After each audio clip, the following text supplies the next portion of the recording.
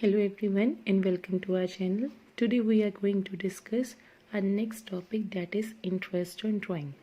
Before starting this topic, we need to understand some few points. So first point, in plus one class we have studied to calculate the profit or loss. We prepared the profit and loss account. In that class we were dealing with the accounts of the sole proprietorship. That is the reason we directly add the profit to the capital. But now we are doing the accounts of the partnership. There are more than one partner, so we need to distribute the profit among the partners. Clear? So in that situation, we will prepare the profit and loss appropriation account. So that means appropriation account. So that means whenever we are distributing the profit among the partners, we will prepare the profit and loss appropriation account. And second thing, there are two types of capital. One is fixed capital and second one is a fluctuating capital. We will discuss later on what is a fixed capital and fluctuating capital, what is profit and loss appropriation account, how to prepare it. But for today's topic, we need to understand only two or three things. That is, to distribute the profit among the partners, we need the profit and loss appropriation account, and there are two types of capital. One is fixed capital and second one is a fluctuating capital.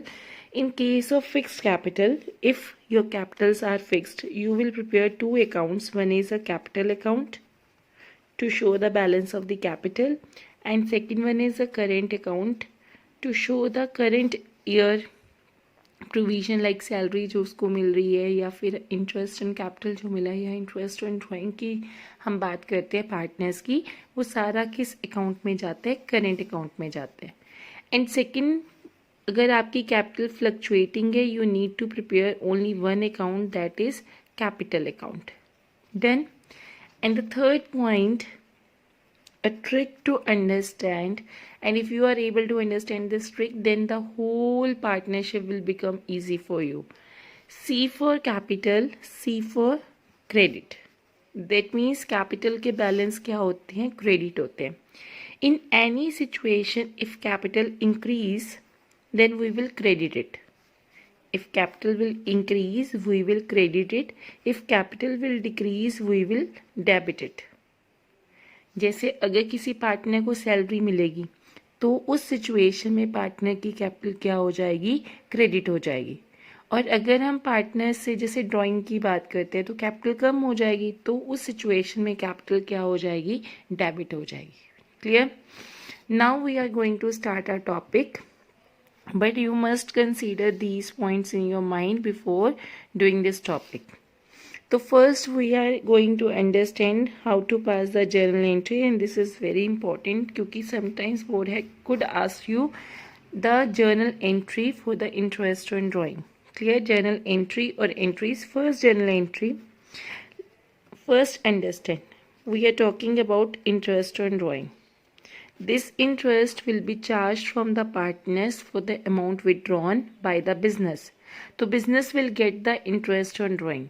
So this interest on drawing is an income for the business because partners have withdrawn from the business and business is charging the amount from the partners. So this interest on drawing is a kind of income for the partnership.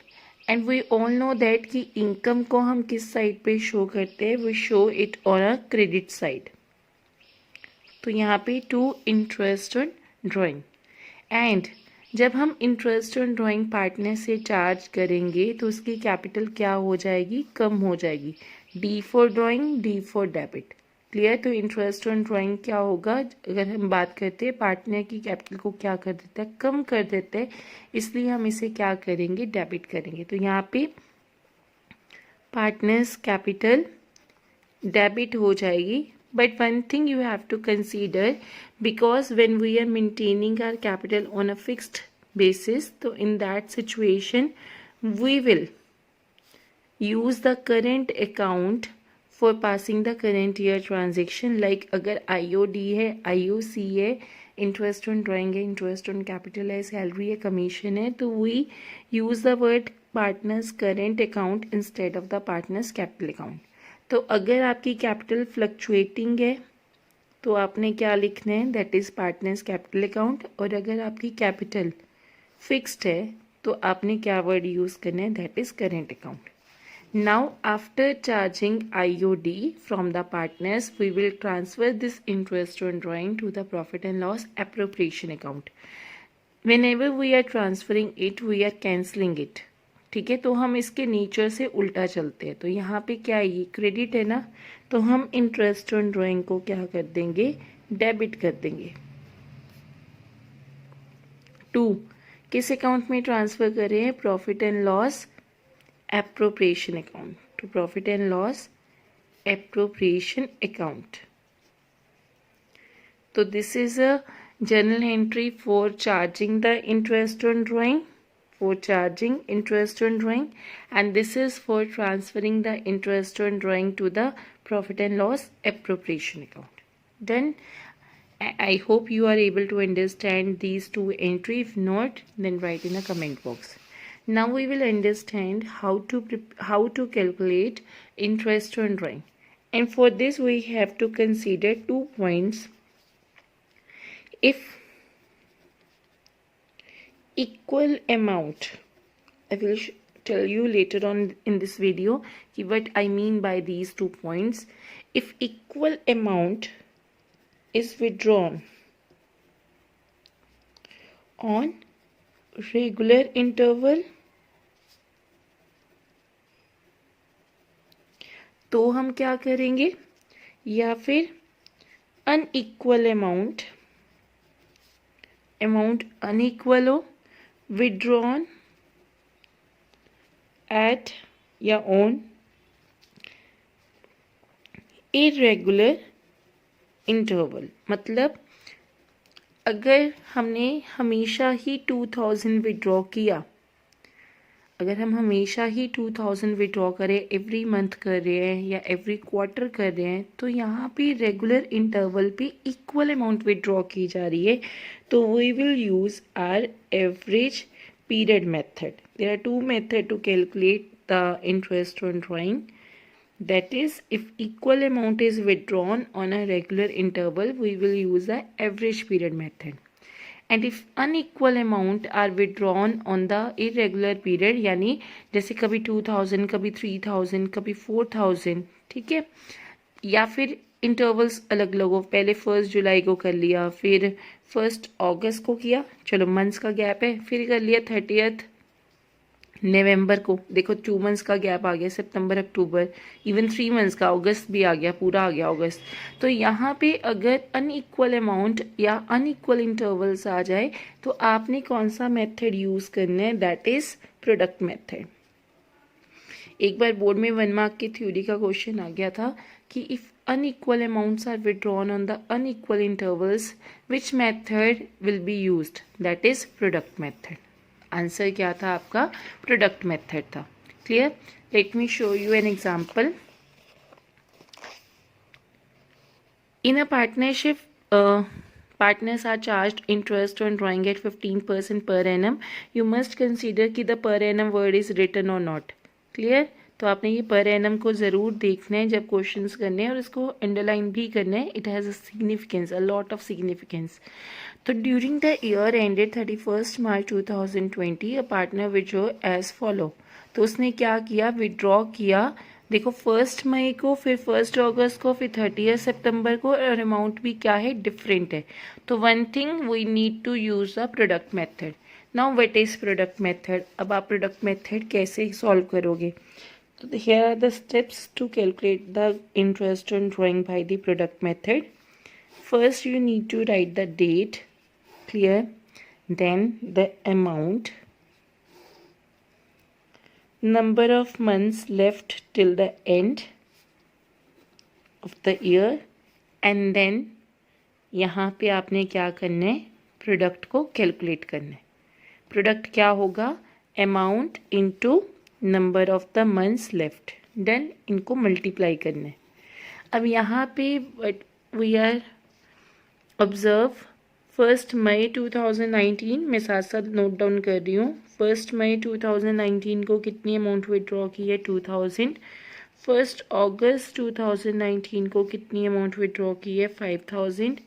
30 सितंबर को कितनी amount withdraw की है? That is 2000। 31 जनवरी 2020 को कितनी amount withdraw की है? 6000।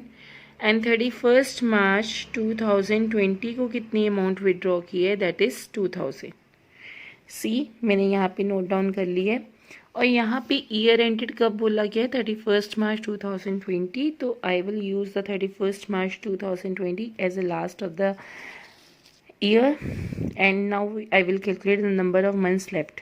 It's May 2019, तो I will count मई, क्योंकि 1 मई है। मई, जून, जुलाई, अगस्त, सितंबर, अक्टूबर, नवंबर, दिसंबर, जन, फेब, मार्च। तो these are the 11 months. Then August, 1 August है, इसको भी ध्यान में रखना है कि 1 अगस्त है या फिर 31 अगस्त है। तो अगस्त, सितंबर, अक्टूबर, नवंबर, दिसंबर, जन, फेब, मार्च। तो कितने मंथ्स रह गए? 8 months. 30th September, that means September month is full completed. Now I will count from the सितंबर के बाद अक्टूबर, नवंबर, दिसंबर, जन, फेब, मार्च। कितने मंथ्स है? 6 months. Then 31st Jan is completed, Feb and March 2 months, and 31st March to 31st March there are 0 months left. Please note it down. अगर last date ये आ जाए तो 0, तो यहाँ पे प्रोडक्ट भी क्या होगा? 0, क्योंकि 2000 इंटू 0 0। 6000 इंटू 2 कितना आ गया? 12000। देन 2000 इंटू 6 कितना आ गया? That is 12000। 5000 इंटू 8 किया, दैट इज़ 40000। आप इसको इसी तरीके से लिखो ताकि आपको बाद में प्लस करना क्या हो जाए? ईजी हो जाए, and it will save your time. And 2000 into 11 that is 22000। ना वी विल प्लस, अगर हमने सही ढंग से लिखे तो हमारे लिए प्लस करना ईजी हो जाएगा। ये शुरू से हैबिट अपनाओगे तो you are able to solve. 2 4 6 6 1 7 7 1 8, 86,000 is the total. तो how to calculate interest on drawing by the product method, मैं यहीं पे फॉर्मूला लिख देती हूँ। टोटल ऑफ द प्रोडक्ट जितना आपका निकला into rate over 100 into 1/12. This is a formula to calculate. Please note it down somewhere. It is a formula to calculate interest on drawing by the product method. Total product is 86,000. Interest on drawing हमने पहले ही पढ़ लिया था, 15% per annum है, तो 15/100 into 1/12, and when we will do the calculation we will get the answer 1075. Can check by yourself. Done. Now we are going to start our next method, that is equal amount at equal interval, and for this we need the average period method. So first we need to understand कि what is average period, but you have to assure that कि amount भी same हो और interval भी same हो। अगर amount same है लेकिन इंटरवल अलग अलग है तो आप एवरेज पीरियड मेथड नहीं यूज़ कर सकते हो। आपको किस में जाना पड़ेगा? प्रोडक्ट मेथड में। अमाउंट भी सेम हो, इंटरवल भी सेम हो, then you will use the average period method. तो how to calculate the average period first? तो here we need to prepare a grid and it will become easy for you. clear? देखो इसमें क्या होता है, जब IOD के लिए एवरेज पीरियड आता है तो आपके लिए डिफरेंट कौन से हो जाते हैं? या तो आप पूरे 12 मंथ्स के लिए ड्राइंग कर रहे हो, या 9 मंथ्स के लिए ड्राइंग कर रहे हो, या 6 मंथ्स के लिए ड्राइंग कर रहे हो। अगेन आप क्या कर रहे हो? 12 मंथ्स के लिए ड्राइंग कर रहे हो। आई विल शो यू कि मैंने दोबारा से 12 मंथ्स क्यों लिखे, या फिर 12 मंथ्स। क्लियर? अब यहाँ पे जब आप बात करते हो तो आपकी ड्राइंग क्या है? मंथली। आप हर मंथ में क्या कर रहे हो? ड्राइंग कर रहे हो। जब आप यहाँ पे बात करोगे it is a case of कि आप क्वार्टरली ड्राइंग कर रहे हो। क्वार्टरली का मतलब आप हर 3 महीने बाद।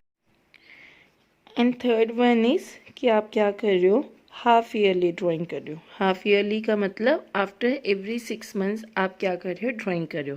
पहले आपने 6 महीने किया, फिर 6 महीने किया। केसेस के आपने हर मंथ ड्राइंग किया, मतलब कि अप्रैल, मई, जून, जुलाई, अगस्त, सितंबर, अक्टूबर, आप एवरी मंथ ड्राइंग कर रहे हो पूरे साल के लिए, या सिर्फ आपने सिर्फ 9 मंथ्स तक किया? ये मेंशन होता है। अगर कुछ ना मेंशन हो तो 12 मंथ्स होते हैं, अदरवाइज क्या होगा आपके लिए? 9 मंथ्स या फिर 6 मंथ्स अगर आपको लिखा हुआ है। अगर मेंशन नहीं है तो 12 मंथ्स, अदरवाइज आपको मेंशन होगा तो 9 और 6 वट एवर इज रिटन, तो वो आपने उस हिसाब से लेने हैं।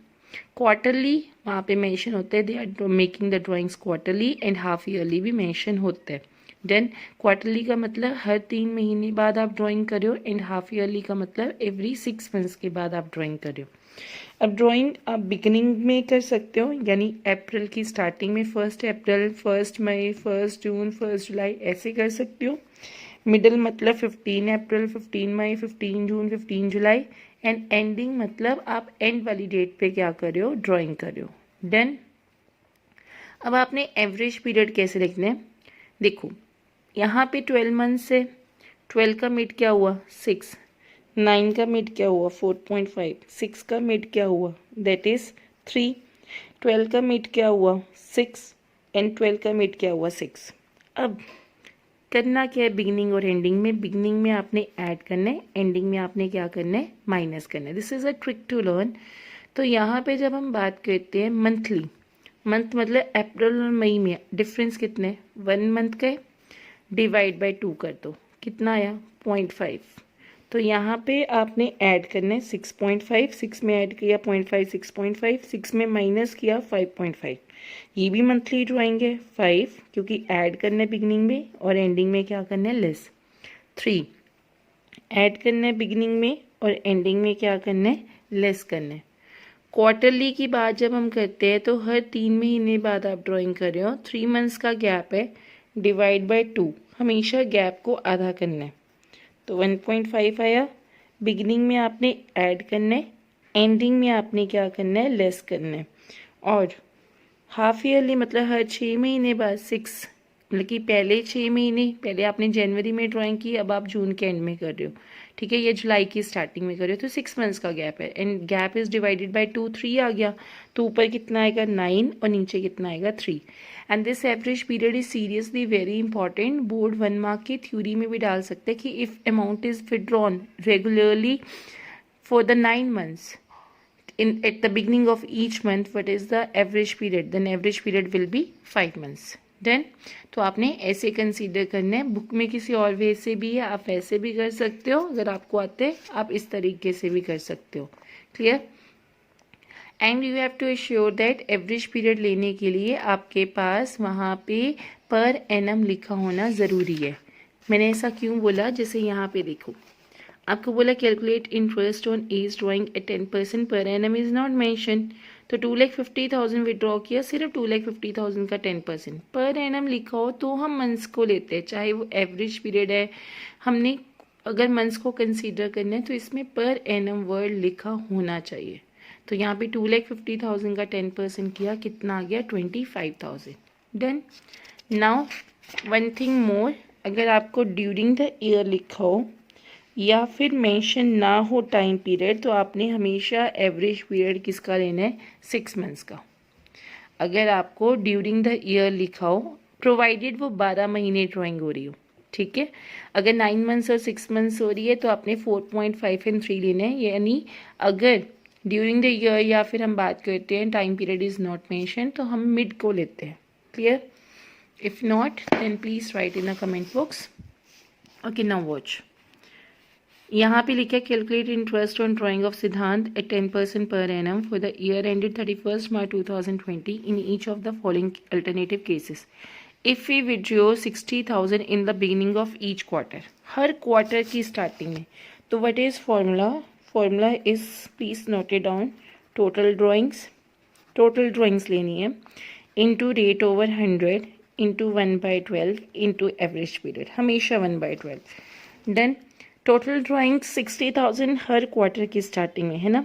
मैं मल्टीप्लाई करके नहीं यहाँ पे शो करूँगी क्योंकि बाद में मुझे कट करना है, तो मैं पहले ही ऐसे शो करूँगी कि देर आर 4 क्वार्टर्स, 3 महीने का गैप होता है ना, 12 महीने है पूरे साल में, तो 12/3 किया, कितना हो गया 4।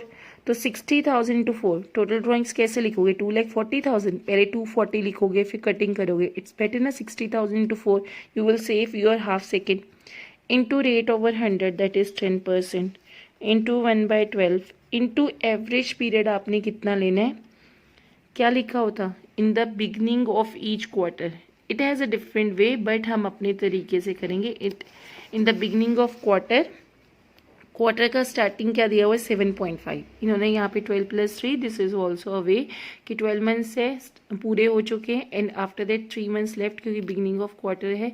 ये इनका कुछ वे है, हम ये नहीं करते, हम सीधा यहाँ से करते हैं, दैट इज 7.5. तो यहाँ पे जब हम 60,000 इंटू 4 इंटू 10% इंटू 1/12, यहाँ पे क्या करेंगे 7.5. And when we will do the calculation you will get your answer. That amount is equal to 15,000. Then